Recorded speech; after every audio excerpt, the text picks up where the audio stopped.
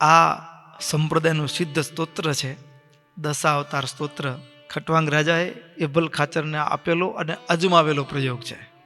કેવો પ્રયોગ છે? અજમાવેલો પ્રયોગ છે.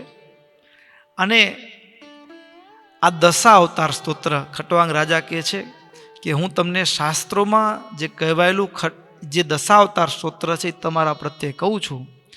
આ દશાવતાર સ્તોત્રનો પ્રતિદિન પાઠ કરવાથી તમે સર્વ પ્રકારના ભયથી મુક્ત થશો. સર્વ પ્રકારના ભયથી મુક્ત થશો. અને એટલા માટે આ દશાવતાર સ્તોત્રનો તમે દરરોજ પાઠ કરજો. વડતાલ દેશની અંદર ઘણા બધા ભક્તો વડતાલ મંદિરમાં આ સ્તોત્રનો પાઠ કરતા હોય છે, દશાવતાર સ્તોત્રનો. ત્યાં બેસીને કઈ તકલીફ હોય, જીવન છે, પરિવારમાં છીએ, સમાજની વચ્ચે છીએ, પૂર્વના કર્મોની સાંકળથી બંધાયેલા છીએ, વર્તમાન કર્મોની સાંકળથી, સ્વભાવની સાંકળથી બંધાયેલા છીએ. ક્યાંક ને ક્યાંક તો તકલીફ તો હોય, પણ જ્યાં ત્યાં જવાની જગ્યાએ શાસ્ત્રોમાં બતાવેલો અજમાવેલો પ્રયોગ અચૂક કરવો. દશાવતાર સ્તોત્રનો પાઠ કરવાથી એ શત્રુઓનો, અન્ય ઉપદ્રવોનો, તમામ પ્રકારનો ભયથી એ મુક્તિ મળે છે. અમે નજર સામે જોયેલો એક પ્રસંગ છે આ દશાવતાર સ્તોત્રના સંદર્ભનો. આ દશાવતાર સ્તોત્ર કચ્છનો જ એક પરિવાર છે અને એ પરિવારમાં ગ્રસ્થનું જીવન છે અને એમાં ઘણીક વખત લગ્નના શક પણ સાધાની તકલીફો હોય, આ બધું હોય. અને એમાં સામસામાં લગ્ન થયેલા, પછી તૂટેલા, અને એમાં પછી હવે નાની ઉંમરમાં એક દીકરીને સામે દેવાની વાત હતી, પણ જે દીકરો છે, વાત થઈ છે કદાચ પરિવારમાં, પણ એ ખોડ ખાપણવાળો છે. હવે એવા ઘરમાં દીકરી કેમ આપવી? કેમ આપવી દીકરી? આ મૂંઝવણ. અને એ પારિવારિક કલહમાં આ જેમ જે તકલીફ એભલ ખાચરને છે કે એના ખેતરોમાં રંજાડ કરે, ઊભા મોલને કાપી જાય, લણી જાય, પશુઓને ચરાવી દે, આવી જ પરિસ્થિતિ એ પરિવારની હતી. અને દશાવતાર સ્તોત્રનો પાઠ કરવાનો શરૂ કર્યો અને પાઠ શરૂ થયો, આપમેળે પરિસ્થિતિઓ એટલી સહજ બનતી ગઈ, સરળતાથી એ પરિસ્થિતિઓમાંથી બહાર નીકળી ગયો પરિવાર. અને જાણે કે કલ્પના ન કરી હોય, સામ સામે લાઠીઓ લઈ એકબીજાને મારવા સુધી આવી ગયા હોય, આટલા હદ સુધી તંગ માહોલ હોય. અને દશાવતાર સ્તોત્રનો પ્રતિદિન પાઠ કરતા હોય પરિવારનો એક જ સભ્ય કરતો તો હજી એ પણ. અને એટલાથી ભગવાનની કૃપા એના ઉપર એવી અઢળક વર્ષી કે આજે એ પરિવારમાં જે પેલી સામસામે શત્રુતાના ભાવ સાથે મારામારી સુધી આવતા એ તો વાત દૂર રહી, પણ પેલા જે ખટપટનું મુખ્ય કારણ હતું એ પણ હવે શાંતિથી, વાંધો નહીં, અમારો દીકરામાં કદાચ ખોટ છે, પણ તો અમારા બીજા દીકરાને તમે તમારી દીકરી આપો, જેથી કરીને આપણો વાયદો હતો એ પૂરો થાય. આટલા પ્રેમથી પતાવટ સુધી આવી ગયા. એટલે જે દશાવતાર સ્તોત્ર અને દશાવતાર સ્તોત્ર એનો ઉપદેશ એ ખટવાંગ રાજાએ શાસ્ત્રોમાં પડ્યું તો ઘણું છે, પણ આપણે એનો ઘણીક વખત એવું હોય, કથાઓ થતી હોય, પણ કથાની અંદર દિવસ 7 હોય કે 5 હોય કે હવે એનામાં તો પછી આખું પ્રકરણ પૂરું કરવાનું હોય. એટલે આ બધા શાસ્ત્રના મૂળ ભાવો ક્યાંક રહી જતા હોય, મૂળ ભાવો ક્યાંક ને ક્યાંક છુપા રહી જતા હોય. પણ કેવું પ્રયોગ ખટવાંગ રાજાએ કીધું કે આ સ્તોત્રનો પાઠ કરજો અને તમને તત્કાળ શત્રુઓથી પણ મુક્તિ મળશે ને ભગવાનનું દર્શન પણ તત્કાળ થશે. આ દશાવતાર સ્તોત્ર એ તમને કહું છું, સાંભળો. આમ કહી અને એકાગ્ર મનથી સાંભળવાની વાત કરી. ભગવાનના 10 અવતાર. માત્સ્યમ રૂપમલૌકિકમ ભુવિ દદત કલ્પાંત કાલે નૃપમ શાકં ભૂતરણૌ મહર્ષિભીર અપાત સત્યવ્રતમ તોયગઃ તસ્મૈ મત્સ્ય પુરાણામ આહ ચ હયગ્રીવમ નિહત્યાસુરમ ધાત્રે અદાન્નિગમાંશ્ચ યઃ સહરતાત કષ્ટમ સમગ્રમ હરિઃ. જ્યારે કલ્પનો સમય પૂર્ણ થતા પૃથ્વી પર પ્રલય કાળ. કલ્પ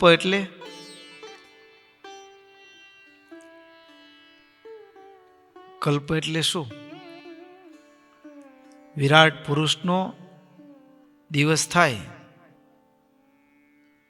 બરાબર? હા, રાત પડે એટલે માણસની અર્ધ મૃત્યુ અવસ્થા છે, સૂઈએ ને ત્યારે ત્રિલોકીમાં પ્રલય થઈ જાય. તો એ કલ્પ જ્યારે પ્રલયનો સમય હોય ત્યારે શું, તો કે ભગવાન મત્સ્ય અવતાર ધારણ કરી અને પ્રલય કાળના જળમાં નિવાસ કર્યો. સપ્તર્ષિઓ સહિત સત્યવ્રત રાજા આ પૃથ્વીરૂપી નાવમાં બેસાડી અને એનું વહન કરતા કરતા પ્રલય કાળના જળ થકી રક્ષણ કર્યું. અને સત્યવ્રત રાજાને મત્સ્ય પુરાણનો ઉપદેશ કર્યો અને હયગ્રીવ નામના અસુરનો સંહાર કરી તેમણે ચોરેલા 4 વેદો જગત સ્રષ્ટા બ્રહ્માજીને પરત કર્યા. એવા હે મત્સ્ય ભગવાન, હે હરિ, મારું મત્સ્ય અવતારને ધારણ કરનારા હે હરિ, મારું સમગ્ર કષ્ટ થકી રક્ષણ કરો. હરતાત કષ્ટમ સમગ્રમ હરિઃ, મારું સર્વ કષ્ટ થકી રક્ષણ કરો.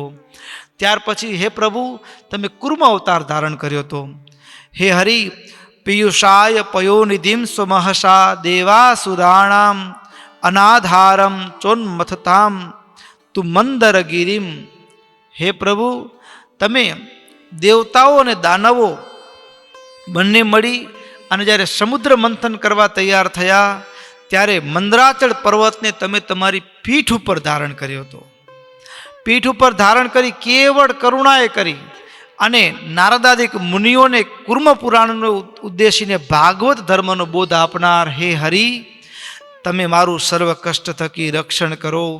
ભગવાનના વરાહ અવતારની પણ સ્તુતિ. યો વરાહ તનુ રસાત લગતામ ક્ષોણિમ. હે પ્રભુ, જ્યારે દિવ્ય શરીરમાં સર્વ પ્રકારના યજ્ઞોને સ્થાન આપનારા વરાહ અવતારને ધારણ કરનારા હે પ્રભુ, જ્યારે પૃથ્વીને હિરણ્યાક્ષ રસાતળમાં લઈ ગયો ત્યારે તમે ક્ષણવારમાં એ વરાહ અવતાર ધારણ કરી અને પૃથ્વીની ઉપર એને તરતી મૂકી દીધી અને સમસ્ત યજ્ઞોનો વિસ્તાર કરી અને મનુષ્યને માટે એક વરાહ પુરાણ થકી ભૂદેવીને અનેકવિધ ધર્મનો ઉપદેશ કર્યો. એવા હે હરિ, આપ મારું સમગ્ર કષ્ટ થકી રક્ષણ કરો. ત્યાર પછી નરસિંહ અવતારની પ્રાર્થના કરતા ચોથા અવતાર નરસિંહ દૈત્યાનામ અધિપમ હિરણ્યકશિપુમ હત્વા નૃસિંહાકૃતિ પ્રહલાદમ ચ. હે પ્રભુ, ઉગ્ર નેત્રવાળા તમે નરસિંહ અવતાર ધારણ કર્યો. કોના માટે? તમારા એક ભક્ત પ્રહલાદની રક્ષા માટે. પ્રહલાદની રક્ષા કરી ઇન્દ્રાદિક દેવતાઓને સ્વર્ગનું સુખ પરત કર્યું. એવા હે પ્રભુ, આપ ભક્તોના મનોરથને પૂર્ણ કરનારા છો. એવા હે હરિ, મારું પણ કષ્ટ થકી રક્ષણ કરો. ત્યાર પછી વામન અવતાર યાચિત્વા ત્રિપદ છલેન ચ બલિમ. હે પ્રભુ, જ્યારે ઇન્દ્રને ભય વ્યાપ્યો, દેવતાઓને ભય વ્યાપ્યો, તમારી પ્રાર્થના કરી ત્યારે તમે વામન અવતાર ધારણ કરી 3 પગલાં જમીન માપી અને ઇન્દ્રને નિશ્ચિંતા આપી. એટલું નહીં પણ બલિરાજાને ત્યાં દ્વારપાળના રૂપમાં વશ થઈને રહ્યા છો. એટલું જ નહીં, હે પ્રભુ, તમે વૈવસ્વત મનનું રક્ષણ કર્યું. એવા હે વામન રૂપે આપ પ્રગટ થયેલા. એવા હે હરિ, મારું સર્વ કષ્ટ થકી રક્ષણ કરો. ત્યાર પછી ભૃગુવંશમાં પરશુરામ રૂપે પ્રગટ થયા. હાથમાં ફરસુ કુહાડી ધારણ કરી અને ઉદ્ધત એવા ક્ષત્રિયોનો નાશ કરી પૃથ્વી ઉપર ધર્મનું પ્રવર્તન કર્યું. અને જ્યારે ભગવાન રામચંદ્રજી રૂપે પૃથ્વી પર પધાર્યા એવા ત્યારે તમે તમારા કાર્યને એ સમાપન કર્યું. ઋષિઓનું બ્રાહ્મણોનું રક્ષણ કરનારા એવા હે પરશુરામ રૂપે પ્રગટ થયેલા હરિ, મારું સર્વ પ્રકારના કષ્ટ થકી રક્ષણ કરો. હે પ્રભુ, જ્યારે ભૂમંડળ ઉપર રાવણ આદિક અસુરોનો ત્રાસ વધ્યો ત્યારે રઘુવંશમાં દશરથના પુત્ર રૂપે રામ સ્વરૂપે પ્રગટ થયા. આપ પિતાની આજ્ઞાથી ધર્મ મર્યાદાનું સ્થાપન કરવા માટે એ માં જાનકી એટલે સીતાજીની સાથે લક્ષ્મણજીની સાથે વનમાં સીધાવ્યા. સમુદ્ર ઉપર સેતુ બાંધી સીતાજીનું હરણ કરનાર લંકેશ્વર રાવણનો નાશ કરી અને પુત્રવત પ્રજાનું એ તમે પાલન કર્યું છે. એવા હે ફરી મારું સર્વ કષ્ટ થકી રક્ષણ કરો. ત્યાર પછી યદુકુળની અંદર કૃષ્ણ રૂપે અવતાર ધારણ કરી કંસાદીન અસુરાન નિહત્ય કંસ આદિક અનેક અસુરોનો નાશ કરી ગાય, પૃથ્વી, સાધુ, બ્રાહ્મણ, દેવતા અને ધર્મનું સર્વ પ્રકારે રક્ષણ કરનારા, ચરિત્રોનો વિસ્તાર કરનારા, હે પ્રભુ ભક્તજનોને મંગળ કરનારા, મારું પણ સર્વ પ્રકારના કષ્ટ થકી રક્ષણ કરો. હે પ્રભુ, જ્યારે ભૂમંડળ ઉપર ધર્મના નામે પાપાચાર પ્રવર્ત્યો હતો ત્યારે બુદ્ધ રૂપે અવતરિત થઈ. શ્રી બુદ્ધો અસુર બુદ્ધિ મોહચરિત સદ્ધર્મ સંસ્થાપક.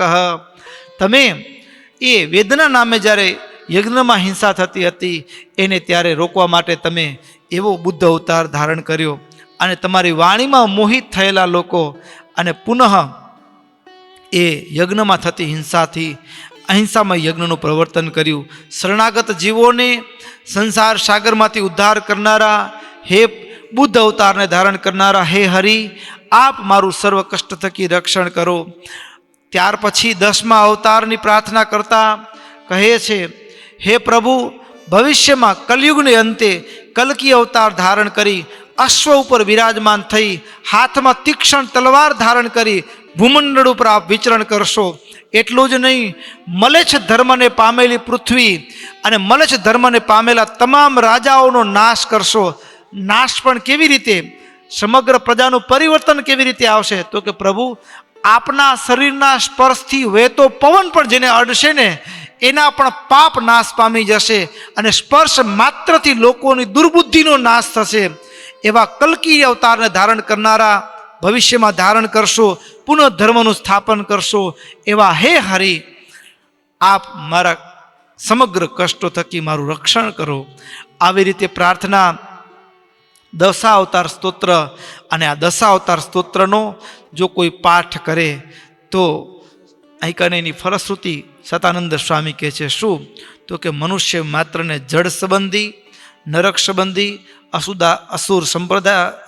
અસુર સમુદાય થકી, વાઘાદિક હિંસક પ્રાણીઓ થકી, દુર્ગમ સ્થાન કે વાયડા કે વિચિત્ર સંબંધીઓના ત્રાસથી, દુષ્ટ રાજાઓના ત્રાસથી, કુમાર્ગથી, શત્રુઓ સંબંધી, અજ્ઞાન સંબંધી, કલયુગ સંબંધી કે અન્ય પ્રકારની ભયની પીડાઓથી, તમામ પ્રકારના કષ્ટોથી નિવૃત્તિ આ દશાવતાર સ્તોત્રનો પાઠ કરવાથી થાય છે.